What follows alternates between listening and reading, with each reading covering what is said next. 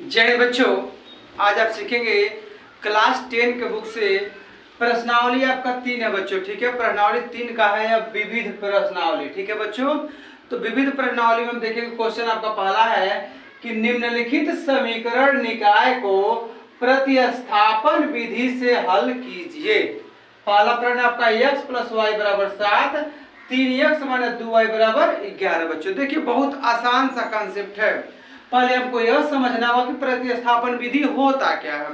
तो प्रतिस्थापन विधि हमको करना क्या होता है बच्चों, समीकरण 1 या समीकरण 2 से इसी का मतलब या तो x का मान निकाल लीजिए तो y का मान निकाल के किसी दूसरे समीकरण क्या करना आपको रख देना है। यही आपको क्या प्रतिस्थापन विधि है। इसी प्रकार से हम सॉल्व करते हैं और क्वेश्चन को समझते हैं बच्चों। बहुत ही आसान सा कंसेप्ट, एकदम सावधानी से समझिएगा बच्चों। तो पहला समीकरण आपका दे दिया x + y = 7 दिया। इसको हम कर लेंगे समीकरण पहला बच्चों। समीकरण क्या कर लेंगे पहला, यहाँ तो कोई दिक्कत नहीं है। 3x - 2y = 11, इसको कर लेंगे समीकरण दूसरा। क्या लिख देंगे बच्चों, समीकरण दूसरा। ध्यान दीजिएगा अब क्या करना है, हमने बताया है कि समीकरण 1 से x या y का मान निकाल लीजिए। समीकरण 2 में क्या करें, इसको रख दीजिए। यही काम करेंगे कि समीकरण 1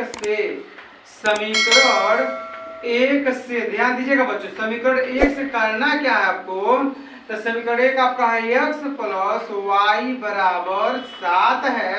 तो हम लिख देंगे x = 7 या प्लस y इधर जाएगा तो देगा -y। अब यहाँ पे आपको मिल गया x = 7 - y। इसको हम कर लेंगे समीकरण 3। क्या कर लेंगे बच्चों, इसको कर लेंगे समीकरण 3। तो पहले समीकरण से x और y का मान, हमने यहाँ पे x का मान निकाल दिया। अब यही x का मान क्या करेंगे दूसरे समीकरण में रख देंगे। तो लिखेंगे कि x का मान यहाँ पे देखिए बच्चों, लिखेंगे x का मान समीकरण 2 में रखने पर, x का मान समीकरण 2 में रखने पर, ध्यान दीजिएगा बच्चों। तो समीकरण 2 में क्या करेंगे, हम x का मान रख रहे हैं। समीकरण 2 में हम x का मान क्या कर रहे हैं, रखने जा रहे हैं। समीकरण 2 है आपका 3x - 2y = 11 है। मान रख लेते हैं तो 3 x के स्थान पे क्या रखेंगे हम 7 - y। तो यहाँ लिखेंगे 7 - y। x के स्थान पे क्या रखेंगे बच्चों 7 - y।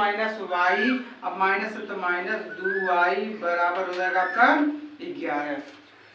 पूरा कर लीजिए तो 3 से तो हो जाएगा 21 - 3y - 2y = 11, ठीक है। तो -3y - 2y तो -5y हो जाएगा। -5y बराबर, अब देखिएगा यहाँ पे है 11। क्या है बच्चों 11 या प्लस 21 इधर जाएगा तो जाएगा -21।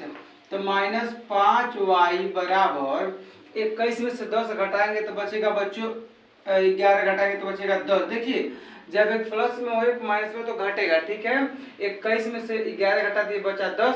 अब दोनों में चिन्ह किसका लिखेंगे, तो जो बड़ा है तो दोनों में बड़ा कौन है 21, और 21 का चिन्ह है माइनस, तो माइनस यहाँ लिख देंगे। तो माइनस से माइनस क्या हो गया बच्चों, कैंसिल हो गया। 5 का नाम 5, 5 दूनी 10।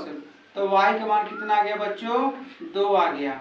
y का मान कितना आ गया 2 आ गया। अब यही y का मान देखिए 2 से निकाले हैं। अब यही y का मान क्या करें समीकरण 3 में रख दीजिए। तो लिख देंगे y का मान समीकरण 3 में रखने पर, y का मान समीकरण 3 में रखने पर, समीकरण 3 में रखने पर ध्यान दीजिएगा बच्चों, रखने पर देखिएगा समीकरण 3 आपका कौन सा है। तो समीकरण 3 है x बराबर 7 - y। अब x बराबर 7 - y के स्थान पे क्या रखेंगे 2। तो x बराबर हो जाएगा 7 में 2 घटाएंगे तो हो जाएगा 5। तो x का मान आ गया 5 और y का मान आ गया 2। तो यही आपको इस समीकरण में बताना था। लिख देंगे अतः, यहाँ पे लिख देंगे कि अतः x बराबर 5 तथा y बराबर 2। यही आपका क्या हो जाएगा बच्चों आंसर हो जाएगा बहुत ही आसान सा कंसेप्ट है कि सबसे पहले समीकरण 1 से हमने x का मान निकाल लिया। अब 1 से निकाले तो इसको हम 2 में रख देंगे, समीकरण 2 में रख दिए और यहाँ से आपको y का मान 2 मिल गया। अब 2 से अब मान निकाले हैं y के बराबर 2, तो अब हम इसको y का मान किस में रख देंगे, 3 में रख देंगे, तो y का x का मान 5 आ गया। इस प्रकार से आपको सावधानी से एकदम धीरे धीरे इसको समझते रहना है और इसको आसानी से लगा लेना है बच्चों। यही आपका क्या था, कंसेप्ट था इसका।